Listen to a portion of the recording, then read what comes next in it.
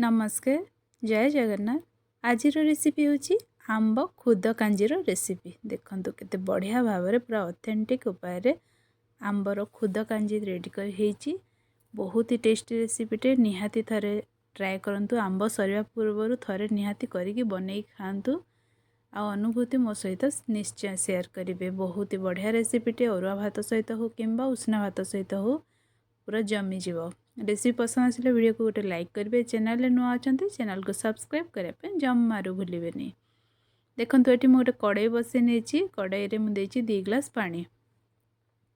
बर्तमान से देदेछि half tea spoon हलदी और स्वाद अनुसार लुण। जेहेतु खटार माने आंब पड़ो तो टिके लुणर परिमात्रा अधिक रखिथे। ये हाफ टी स्पून नहीं आम काश्मीरी लंका गुंड।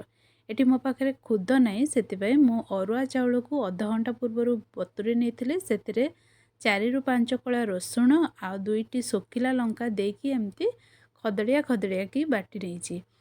आउ मुझे जी बाटी थी तार 50% मैंने 1.5 चम्मच मुझे ऐड करची। कहीं बेसी परिमाण में बनाऊनी से पूरा देदेवे ताले अधिक क्वांटिटी हो। बर्तमान देखो आमर खुदटा जो सीझीज से गोटे टमाटो दे देछि। एठी गोटे आंब को एमती चोपा छड़ेकी काटिकी ताकू ऐड कर देछि। आंबटा खट्टा रही दरकार।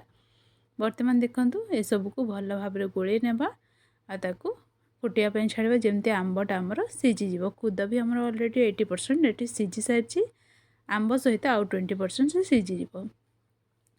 बर्तमान देखंतु एठी आमर आंब आउ जहाँ सब पकाइबा कथा मु पकईकी बर्तमान आंब भी सीझी आसिलानी। एठी मु ऐड करछि 4 चम्मच चीनी। चीनी देवा द्वारा कौन हम जो आमर आंबर खट्टाटा माने बैलेंस हम। बैलेंस हो टिके हल्का खट्टा मीठा फ्लेवर रहिले ही आंब कांजीटा आमर भल लगे। पूरा खाली खट्टा कले बिल्कुल भी भल लगेनि। बर्तमान गैस फ्लेम को ऑफ करके मो खट्टाटा को ट्रांसफर कर नहीं आ गोटे जगह को। एते छुंक पई देछि 2 चम्मच तेल। सोरिष तेल ही ऐड करेंगे। बर्तमान तेल रे आपण 5 फुटण देवे। 5 फुटण देकी बर्तमान 3 ରୁ 4टी सुखिला लंका ऐड करछि। आ रसुण टिके छेची नहीं 6-7 कला रसुण। बर्तमान अल्प टिके हिंगु ये सब को देकी हल्का भाजी नहीं। रसुण टिके लाल हो गला परे मैं एथे देदेबा किछिटा भुसुंग पत्र। बर्तमान ये सब को भल भाव टिके देकी बर्तमान आमर खट्टाटा को सेतरे हमें ढाली दबा। बर्तमान ढाली सारा पर लिड को 2 मिनिट पे बंद करदबा। छुंकर बासनाटा जमती से रही। बर्तमान देखंतु आमर खट्टा पूरा बढ़िया भाव में रेडी हो जाइए। आ मो चीनी देछि आपण चीनी जगह गुड़ मध्य यूज कर पारिबे।